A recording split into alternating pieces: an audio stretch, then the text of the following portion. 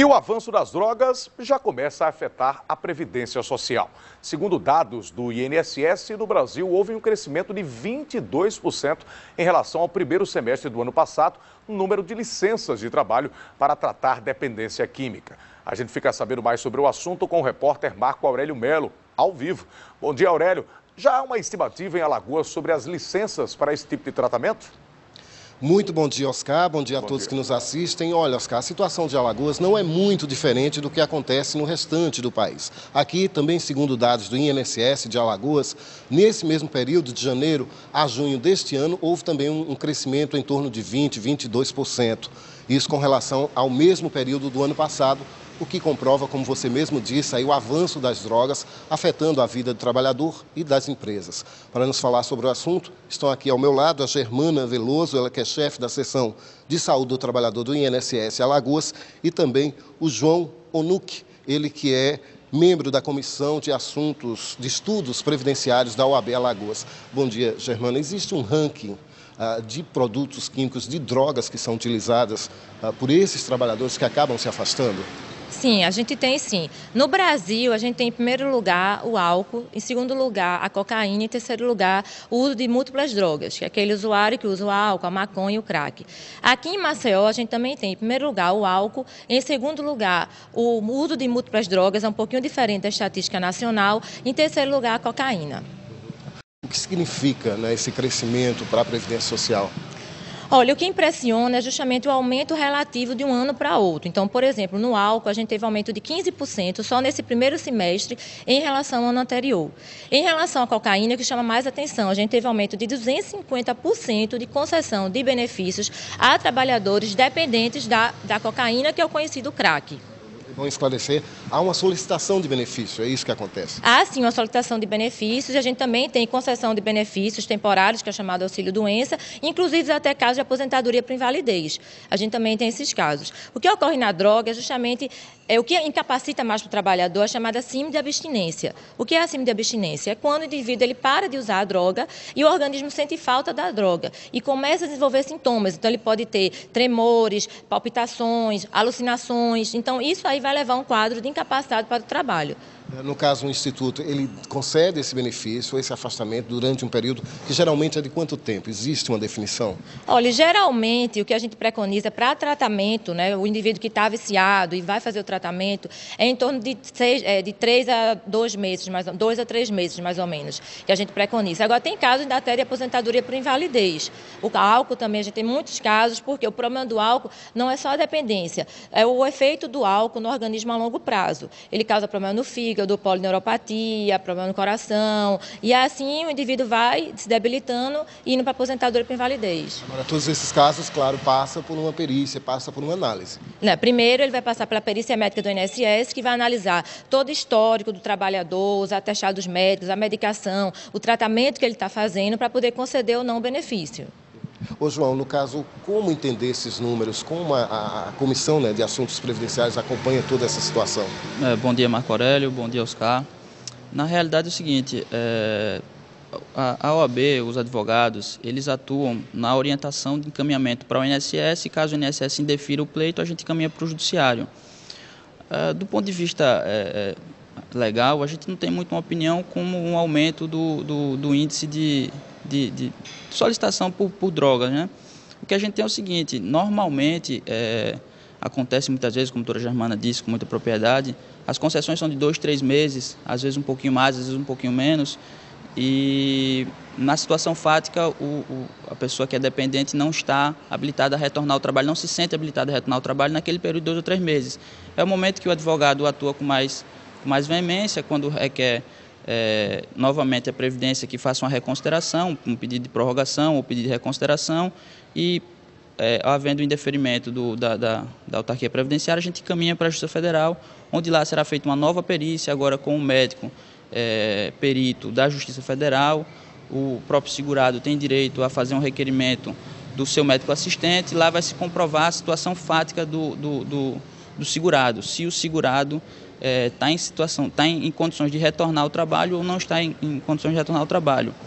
O nosso aspecto, que a gente acha mais importante, é quem tem direito a esse benefício, né? Que a Previdência Social tem um benefício chamado auxílio-doença, que é devido aos segurados que trabalham de carteira assinada, ou um exemplo disso, ou os segurados que contribuem individualmente, ou até o agricultor, porque a gente sabe que a droga, infelizmente, está dentro da agricultura familiar, algumas vezes, está dentro da pesca, o pescador também tem esse direito. João, nós temos uma pergunta do estúdio, Oscar. João, bom dia, muito obrigado pela participação. Você colocou agora há pouco que as pessoas podem, né, procurar o INSS para reconsiderar, né, essa situação. Mas ao INSS também cabe a responsabilidade de acompanhar se essa pessoa, por exemplo, está se dedicando ao tratamento, está tentando se recuperar dessa dependência das drogas, e isso pode implicar, inclusive, mesmo ela não estando recuperada, na perda desse benefício? Cabe sim. O que acontece é o seguinte, a Lei de Concessão de Benefícios, que é a Lei 8.213, ela prevê que o segurado tem a obrigação de passar pelos procedimentos solicitados pelo INSS, que são os procedimentos talvez de reabilitação, se for o caso, ou então fazer o acompanhamento necessário para a melhora da doença. A participação faz-se necessária. Germano, eu repasso também essa pergunta para você. Que tipo de acompanhamento, então, o INSS faz quando concede esse benefício? Olha, quando a gente concede o benefício é devido justamente para ele fazer o tratamento e ficar afastado do trabalho. Mas a gente perceber que aquele indivíduo ele não está fazendo o tratamento adequado, que ele está realmente usando a droga, o benefício vai ser cessado. Tá certo? A gente leva em consideração o tratamento que ele está fazendo, o relatório do psiquiatra, o relatório de declaração de internamento, esse acompanhamento mais que a gente faz dele, as medicações que ele está usando, esse é o acompanhamento que a gente faz mais. E até porque no final ele passa novamente por essa perícia. No final ele vai passar para a perícia, caso ele necessite que o benefício seja prorrogado. Ele vai solicitar um pedido de prorrogação, vai ser avaliado novamente pela perícia, a gente pode prorrogar, cessar o benefício. O doutor João citou aí aquelas trabalhadores que têm direito a solicitar esse afastamento, mas qual procedimento? O que é necessário para que ele faça essa solicitação? Bem, ele tem que comparecer no caso segurado empregado, os 15 dias iniciais são pagos pela empresa. Então, a partir do 15º dia, a empresa deve encaminhar o segurado para o INSS. Ele deve vir com os documentos de habilitação, identidade, carteira de trabalho, o requerimento da empresa e o atestado médico, receituários, comprovantes de medicação, tudo que comprove que realmente ele tem uma dependência química.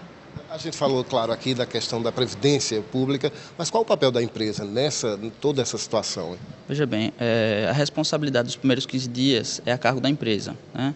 E a empresa também tem o ponto de vista social, tem que saber o que contexto seu trabalhador está inserido e se aquele trabalhador, de fato, necessita de um acompanhamento.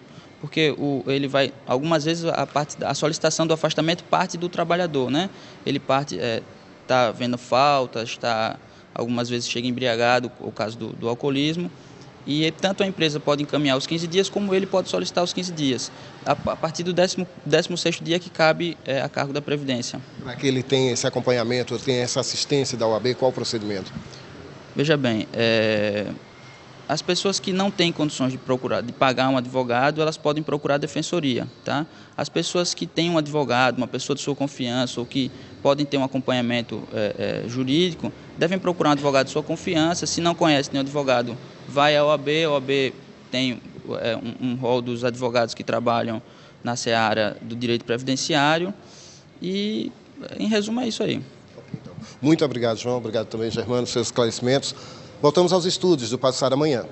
Pois é, Aurélio, o prejuízo ele não é só na vida das pessoas diretamente, né? Esse é o maior de todos que as drogas provocam. Mas pra você ter uma ideia, a droga ela provoca de uma forma, um prejuízo tão grande que afeta inclusive a estrutura do país. Gente, olha que absurdo, nós estamos falando que a droga influencia diretamente hoje com o seu crescimento em relação ao consumo, a situação previdenciária do país, que já não é boa, né, Aurélio?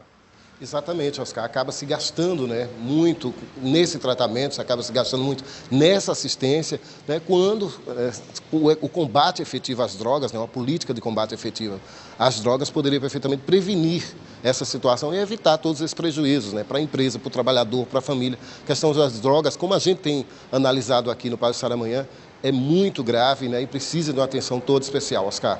Muito obrigado, Aurélio, pela sua participação. Pois é, gente, olha que absurdo, tá vendo a que ponto chegamos e até a Previdência ser afetada pelas drogas que infelizmente infestam o mundo hoje. Está aí as Amy Winehouses da vida, que são exemplos negativos, que aliás ontem até era um fórum de discussão nas mídias sociais, eu cheguei a participar, que muito se cultua principalmente depois da morte, quando na verdade ela não é um exemplo de vida para ninguém, ela é tudo que a gente não deve ser na vida, ela é o retrato do que a droga pode fazer com a vida de alguém, cultuada assim como uma grande artista que era, uma grande compositora, uma voz belíssima.